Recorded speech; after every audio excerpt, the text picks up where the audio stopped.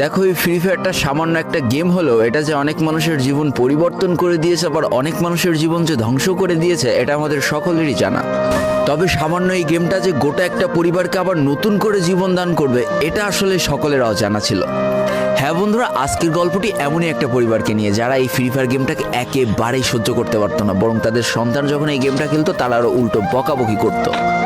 আর ভাগ্যের কি অপূর্ব লীলা খেলা, তখন সেই গেমটা আজকে গোটা পরিবারটাকে বাঁচিয়ে রেখেছে। আর এখন তার বাবা মাও উৎসাহ দেয় তাদের সন্তানকে যে ফ্রি ফায়ার খেলো। এজন্যই চলো জেনে আসি আসলে কি এমন ঘটেছিল এই পরিবারটার সাথে। তো বেশি ব্যাকপ্যাক না করে ছোট্ট একটা ইন্ট্রো দিয়ে আজকের ভিডিও শুরু করা যায়। তো আজকের গল্পটা শুরু হতে চলেছে ছোট্ট একটা গ্রামের ছোট্ট একটা পরিবারকে নিয়ে। বাবা মা এবং তাদের দুই সন্তান অর্থাৎ দুই ভাই, ছোট্ট একটা পরিবার, খুব সুন্দরভাবে তাদের জীবনযাত্রা চলে যাচ্ছিল।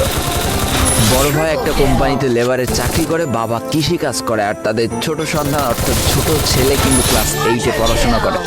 দারিদ্রতার বেড়াজালে আটকে পড়া পরিবারকে সাপোর্ট দেওয়ার জন্য তাদের বড় ভাইকে খুব অল্প বয়সে কাজে চলে যেতে হয়েছে। এই জন্য বড় ভাইয়ের পড়াশোনাটা ঠিকমতো হয়ে ওঠেনি। তবে বাবা মার একটাই স্বপ্ন ছিল যে তাদের ছোট সন্তান অর্থাৎ ছোট ছেলে যাতে উচ্চশিক্ষায় শিক্ষিত হয়।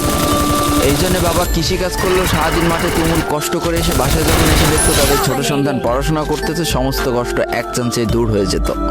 আর তাদের ছোট সন্তান পরিবারের অভাব দেখতে দেখতে বড় হচ্ছে, তো তাই সে একটা সময় ঠিক করেই ফেলে যে তাকে অনেক বড় হতে হবে, লেখাপড়া করে অনেক বড় মানুষের মতো মানুষ হতে হবে।